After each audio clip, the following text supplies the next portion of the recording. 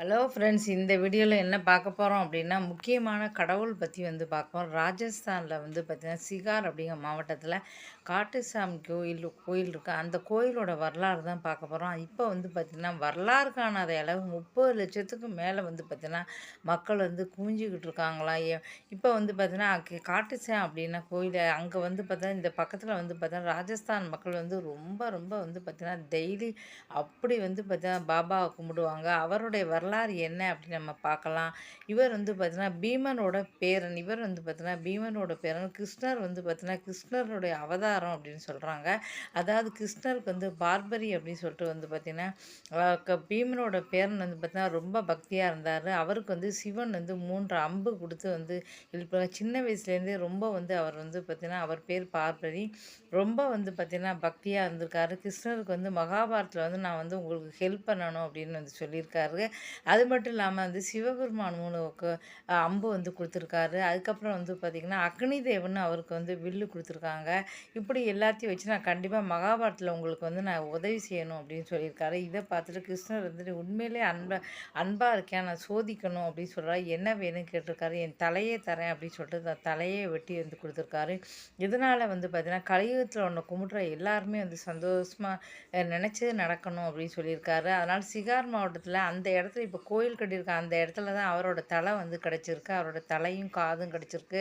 அதனால் மக்கள் சியாம் அப்படின்னே பார்த்தீங்கன்னா, கிருஷ்ணரோட பேரை வச்சு சியாம் அப்படின்னே பார்த்திங்கன்னா, அந்த கோயில் சியாம்ஜி சியாம்ஜி அப்படின்னு சொல்லியே எல்லாருமே கூப்பிட்றாங்க. அந்த கோயில் பார்த்திங்கன்னா, கட்டுக்கட்டாக பார்த்தீங்கன்னா, நம்ம ஊர் திருப்பதி கோயில் மாதிரி பார்த்தீங்கன்னா, கட்டுக்கட்டாக பணம் அங்கே போடுவாங்க. லட்சக்கணக்கில் மக்கள் கூடுவாங்க. இப்போ பார்த்தீங்கன்னா, ஒரு பரபரப்பான ஒரு நியூஸ் அந்த கோயிலில் போயிட்டு கோயிலுக்கு வெளிப்புறத்தில் பார்த்தீங்கன்னா, ஏதோ ஒரு இன்ஸ்டாகிராம் பார்த்துருந்தேன். ஏதோ ஒரு ஸ்வீட் வாங்க ஏதோ ஒரு குடும்பம் போயிருக்காங்க. அவங்களுக்கு ஸ்வீட் கடைக்காரருக்கு ஏதோ பெரிய கம்பு 2, 3 பெரிய கம்பை எடுத்து அவரை அடிச்சிருக்காங்க. அதெல்லாம் பார்த்துருக்கேன். அதுக்கப்புறம் எல்லாருமே பார்த்தீங்கன்னா, இன்னுமே இந்த கடை யாருமே ஸ்வீட்டே வாங்காதீங்க அப்படின்னு சொல்லியிருக்காங்க. பெரிய பெரிய கம்பை வச்சு கணவன் மனைவி எல்லாம் ஏதோ பெரிய சண்டை அவங்க அடிக்க, அப்புறம் திருப்பி பார்த்தீங்கன்னா, மிகப்பெரிய ஒரு சண்டை ஏதோ ஆயிருக்கு. அதுக்கப்புறம் யாருமே இப்போ அந்த ஸ்வீட் வாங்காதீங்க அப்படின்னு சொல்லிட்டாங்க. கோயிலை ஒட்டி கடையில் யாருமே பார்த்தீங்கன்னா, இப்போ ஒரு 10 நாளாக அந்த இஷ்யூ போய்கிட்டு இருக்கு. யாருமே இந்த கடையில் ஸ்வீட் வாங்கக்கூடாது அப்படின்னு சொல்லிட்டாங்க. அது மட்டும் இல்லாமல் போலீஸ்லேருந்து பார்த்தீங்கன்னா, கடைக்காரரை இப்போ 4 பேர் அரெஸ்ட் பண்ணிட்டாங்க. இப்படி இருக்கும்போது அந்த கூட்டம் பார்த்திங்கன்னா, லைன் விட்ருக்காங்க. வரிசையாக லைன் விட்டுருந்தாலும் சரி, தெருக்கல்ல பார்த்திங்கன்னா, போகும்போது கூட்டம் அப்படியே நசுக்கி தள்ளுது. எல்லாரும் அலறாங்க. அந்த கூட்டத்தை கட்டுப்படுத்தணும் அப்படின்னு மக்கள் வேண்டுறாங்க. ஏன்னா பார்த்திங்கன்னா, இப்போ பார்த்திங்கன்னா, வடக்க எல்லா இடத்துலையுமே பார்த்திங்கன்னா, கூட்டம் அதிகமாக இருக்கும். லைன் கோயிலுக்குள்ளே வருஷம் இந்த கோயிலில் விட்டுருக்காங்க. இருந்தாலும் சரி, தெருக்கல்ல 2, 3 தெருக்களில் அவங்க வரும்போது பார்த்திங்கன்னா, அப்படியே கூட்டம் நசுக்கி தள்ளுது. பார்க்கவே நமக்கு பயமாக இருக்குது. நான் கூட இந்த கோயிலுக்கு போகலாம் அப்படின்னு நினச்சேன். கூட்டத்தை பார்த்தோன்னா இப்போதைக்கு போகல அப்படின்னு நினச்சிக்கிட்டேன். பயமாக இருக்குது. ஏன்னா ஏற்கனவே மதுராவில் போய் பிருந்தாவனில் போய் பட்ட பாடை எனக்கு காலத்துக்கு இந்த ஜென்மத்துக்கு போதும் அப்படின்னு நினைக்கிறேன். ஏன்னா மதுராவில் இப்போ அதே மாதிரி பார்த்தீங்கன்னா, பிருந்தாவனில் அந்த அந்த பிகாரி கோயில் பார்த்திங்கன்னா, இப்போ பார்த்திங்கன்னா, இங்கே ரொம்ப பெரிய இஷ்யூ போய்கிட்டு இருக்கு. நடிகை ஹேமமாலினி கூட இப்போ சொல்லியிருக்காங்க. இந்த கோயிலில் பார்த்தீங்கன்னா, ஒரு சின்ன ஹால் ஒரு 50 பேர் தான் நிற்க முடியும். ஆனால் 50 பேர் நிற்கிற இடத்துல எதுக்காக நீங்கள் 500 பேர் இப்படி கூட்டம் கூட்டமாக உள்ளே நீங்கள் இப்படி விட்றீங்கன்னு சொல்கிறாங்க. இப்போ அவங்க என்ன செய்யலாம்? ஒரு 100 பேரை பார்த்தீங்கன்னா, வரிசையாக விடலாம். ஒரு 100 பேரை அவங்க கும்பிட்டதுக்கப்புறம் அந்த 100 பேரும் வெளியில் போனதுக்கப்புறம் அடுத்த ஒரு 50 பேரோ 100 பேரோ அந்த ஒரு 100 பேரை விட்டாங்கன்னா அவங்க கும்பிட்டுட்டு போயிடுவாங்க. அப்படின்னா யாருக்கும் எதுவும் வராது. ஆனால் அப்படியே நசுக்கி தள்ளி விடுறாங்க. இது ஒரு மிகப்பெரிய இஷ்யூவாக இப்போ போய்கிட்டு இருக்கு. அது ஹோலி பண்டிகை வரப்போகுது. இப்போ பார்பிகாரை பற்றி தான் எல்லாரும் பேசியிருக்காங்க. இப்போ நியூஸ் சேனல்லாம் பார்த்திங்கன்னா, அவங்குள்ள மக்கள்கிட்ட அங்கே டெய்லி போகிறவங்க எல்லாருக்கிட்டையுமே பார்த்திங்கன்னா, பிருந்தாவனத்தை பற்றி பேட்டிலாம் எடுக்கிறத நான் பார்த்தேன். இப்போ இந்த மாதிரி மிகப்பெரிய இஷ்யூவாக இப்போ போய்கிட்டு இருக்குன்னு சொல்லலாம். கூட்டம் இப்போ காட்டு சேம்லேயும் பயங்கர கூட்டம். அதே மாதிரி ஆன்மீகார் இடத்துலையும் கூட்டம். ஆனா, போன வருஷமே வந்து பார்த்தீங்கன்னா, ஹோலியில வந்து மதுரால பயங்கர கூட்டத்தில வந்து 10 பேர் இறந்து போனாங்க. இப்ப 15 நாளைக்கு முன்னாடி வந்து பார்த்தீங்கன்னா, ஹரித்வார்ல வந்து பார்த்தீங்கன்னா, மானசா தேவி மந்திருக்கு போற வழியில திடீர்னு வந்து பார்த்தீங்கன்னா, யாரோ வந்து ஒரு பீதிய கிளப்பியிருக்காங்க. ஒயர் அந்துருச்சு அப்படின்னு சொல்லி. இப்போ வந்து அந்த பாதைய வந்து மூடிட்டாங்க. இப்ப அந்த பாதைய வந்து போற வழில உடனே பயந்து போய் எல்லாரும் அலறி அடிச்சு ஓடும்போது வந்து பார்த்தீங்கன்னா, கிட்டத்தட்ட வந்து 7, 8 பேர் வந்து அதில இறந்து போயிட்டாங்க. இப்படி இறப்புகளுக்கெல்லாம் என்ன காரணம் அப்படின்னா வந்து பார்த்தீங்கன்னா, சரியானபடி ஒருத்தரா போகும்படி ஒரு லைன கட்டினா ஒருத்தரா வந்து போவாங்க. அந்த லைன்லேயும் வந்து பார்த்தீங்கன்னா, அப்படியே தொடர்ந்து விடும்போது ஒருத்தருக்கு ஒருத்தர் நசுக்கி வந்து போடும்போது அவங்களால ஒண்ணுமே வந்து பண்ண முடியாது. பயங்கரமான ஒரு கூட்ட நெரிசல். அதனால எங்கேயுமே போகாம இருக்கிறதே நல்லது. பொதுவா வந்து ஒரு கூட்டம் அப்படின்னா, இப்போ ஒரு இடத்துக்கு போறோம், சிம்லா அப்படிங்க போறோம், ஹரித்வார் போறோம். ஹரித்வார் நம்ம கோயிலுக்கு போனா தான் கூட்டம். இப்போ வந்து ஆத்தங்கரைக்கு நம்ம வந்து குளிக்கிறதுக்கு நம்ம போகும்போது ஹரித்வார் கங்கால குளிக்கும்போது அங்கே வந்து ஏகப்பட்ட கூட்டம் இருந்தாலும் தெரியாது. அப்படியே நம்ம பார்த்துட்டு போலாம். அந்த மாரி இடங்களுக்கு தான் லாய்க்கு அப்படின்னு நான் நினச்சிக்கிட்டு இருக்கேன். ஏன்னா மதுரால போய் பட்ட பாடு தான் எனக்கு வந்து தெரியும். அந்த வால்மீகார் கோயிலுக்கு 15 நாளைக்கு முன்னால நான் போகும்போது என்னால அப்படியே நசுக்கிட்டாங்க. மூச்சு முட்டு தாங்க முடியல. உடனே நான் பெருசா கத்த ஆரம்பிச்சுட்டேன். பெருசா கத்துனதுக்கு அப்புறம் தான் வந்து பார்த்தீங்கன்னா, வேகமா அதுக்கு தள்ளி அதுக்கப்புறம் வந்து பார்த்தீங்கன்னா, ஒரு வழியா வெளியில வந்தேன். கண்டிப்பா நான் வந்து வெளியில வர முடியாது அப்படி தான் அன்னைக்கு நான் நினச்சேன்.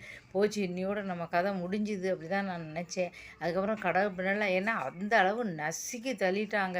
அப்ப இது சொட்டு கூட வந்து மூச்சு விட கூட இடம் இல்ல. அப்படியே வந்து நசுக்கினா தாங்க முடியல. அப்புறம் வந்து அப்பவே நான் திருடு போயிரும் அப்படின்னு நினச்சேன். ஆனா எந்த திருடு போனது வந்து நிதிவனத்தில அப்போ வந்து பேக்க முன்ன போடுங்கன்னு சொல்லி பேக்க வந்து கூட்டத்த வர முன்ன போட்டேன். நிதிவனத்தில வந்து கூட்டம் வந்து இல்ல. அதனால வந்து பேக்க சாதாரணமா போட்டுதான் திடீர்னு வந்து பார்த்தீங்கன்னா, இங்க வேணுன்னே பிடிச்சு பெருசா வந்து அவங்க வந்து கூட்டத்த நசுக்கினோனே தான் வந்து பேக் வந்து பின்னால போயிடுச்சு. அதனால தான் 2 மொபைல், இயர்ஃபோன், சாவி, பர்ஸு எல்லாமே கிட்டத்தட்ட ரூ. 1,00,000 மதிப்பு எல்லாமே அது போயிடுச்சு. போலீஸ்ல கம்ப்ளைண்ட் கொடுத்து கூட இதுவரையும் வந்து எதுவுமே கிடைக்கல. ரொம்ப வருத்தமான ஒரு செய்தி தான். அதனால கூட்டத்துக்கு போறவங்க ரொம்ப ஜாக்கிரதையா இருங்க.